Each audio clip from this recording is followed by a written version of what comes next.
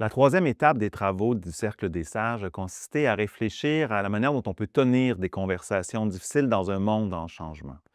Donc, dans un premier temps, nous sommes penchés sur comment nous pouvions nous engager, comment nous pouvions soutenir les conseils d'administration à passer d'un mode intelligent à un mode davantage conscient. Et pour ce faire, nous avons voulu nous ancrer dans des valeurs, des principes de clarté, de simplicité, de pertinence, d'intégrité, de courage, de légitimité également.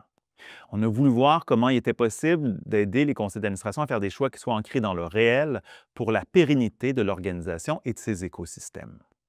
Évidemment, la venue au pouvoir de l'administration Trump, des chamboulements que notre monde connaît à l'heure actuelle, est vécu comme une situation de crise qui offre assurément des opportunités en ce sens qu'elle crée des brèches dans nos façons habituelles de voir, de penser et d'agir. Puis donc, en ce sens-là, elle accélère une transformation qui est rendue nécessaire.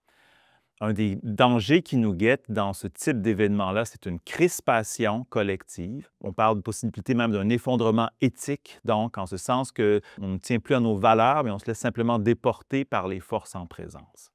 Donc, dans ce contexte de repli possible, où les horizons se tempérisent, où les normes EDI, ESG seraient abandonnées, notre cercle de sages était d'avis qu'il n'était plus le temps d'être cute, mais celui d'être pragmatique, de voir comment on pouvait faire des propositions, un peu à la manière de ninja, donc qui soient habiles, qui soient stratégiques, qui utilisent un langage qui soit adapté pour susciter l'engagement. Et plus encore, s'assurer d'éviter d'être des chambres d'écho où finalement, certains d'entre nous entretenerions des réflexions avec lesquelles on serait tous d'accord, mais qui auraient peu de résonance à l'extérieur. Et de la même manière, s'assurer de ne pas essayer d'interpeller des personnes ou des groupes qui seraient eux-mêmes pris dans des chambres d'écho. Donc, pour faire des propositions qui soient porteuses pour la gouvernance de demain, nous avons voulu voir comment on pouvait renoncer à certaines de nos certitudes étant liées à la façon d'assurer la survie, l'habilité immédiate à court terme de l'organisation, ou d'autres plus axiologiques, plus axées sur des valeurs à long terme. Si on le formule de façon plus caricaturale, on se disait comment on peut arriver à concilier la fin du mois et la fin du monde. Donc, dans notre rencontre, nous avons voulu clarifier l'essence du troisième rôle en gouvernance ou une troisième dimension au rôle de l'administrateur. Et la formulation que nous avons trouvée, c'est celle du protecteur de demain, qui s'emploie à veiller sur la pérennité de l'organisation et la viabilité de ces écosystèmes dans la mesure où les deux sont intrinsèquement liés.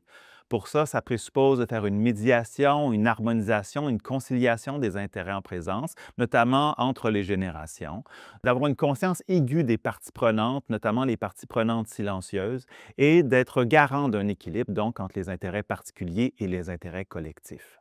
Tout ça s'est transposé dans des pratiques concrètes de gouvernance associées à cette troisième dimension du rôle d'administrateur, ce qui peut impliquer notamment une bonification des planifications stratégiques, ce qui veut dire notamment d'intégrer les projections en regard des crises systémiques en cours, puis les défis d'adaptation qu'elles vont poser. Ça peut impliquer également d'intégrer le scénario planning et la théorie du changement comme outil de planification. Nous avons parlé également de la nécessité d'adapter la gestion intégrée des risques en conseil d'administration en identifiant les risques potentiels, leurs probabilités d'occurrence, leurs impacts et les mesures de mitigation possibles et voir comment on peut prendre en compte et s'exposer véritablement aux intérêts des parties prenantes élargies et aux enjeux éthiques de nos décisions. Ensuite, nous avons amené notre attention au niveau de nouveaux considérants pour le conseil d'administration et ses comités dans son mode de fonctionnement, notamment au niveau du comité d'audit. Donc, on en a parlé de la nécessité de tenir des audits internes et externes sur des questions financières, mais aussi extra-financières, donc notamment un suivi d'indicateurs de performance environnementale et sociale. Maintenant, si on s'attarde au comité de gouvernance, nous avons parlé de la nécessité de mettre en place et d'évaluer des mesures pour apprendre à tenir des conversations difficiles, notamment où on va questionner la légitimité et la pérennité des alignements, au profit tout ça donc d'une plus grande clarté, d'une plus grande justesse dans le conseil d'administration.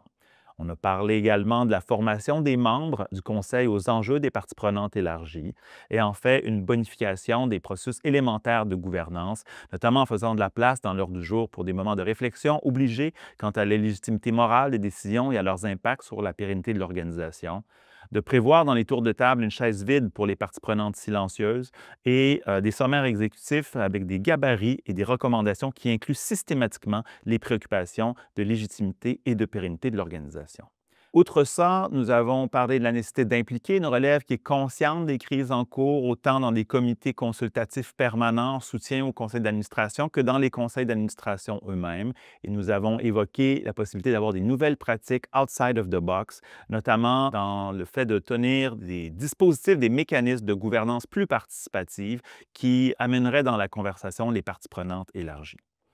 Enfin, toute cette réflexion en lien avec l'essence donc de cette troisième dimension du rôle d'administrateur, des pratiques concrètes de gouvernance, nous a amené à réfléchir au cursus de formation qui pourrait être offert donc pour soutenir ces capacités-là. Ce qui devenait assez clair, c'est qu'il était nécessaire de mettre en place des mises en situation et mettre en place également des communautés de pratiques qui soient engageantes, qui permettent d'interpeller les individus autant au plan rationnel qu'émotionnel, qu'au plan de leurs valeurs, et de les amener donc aussi à faire des vigiles en lien avec leur secteur d'activité, de se vivre davantage en réseau.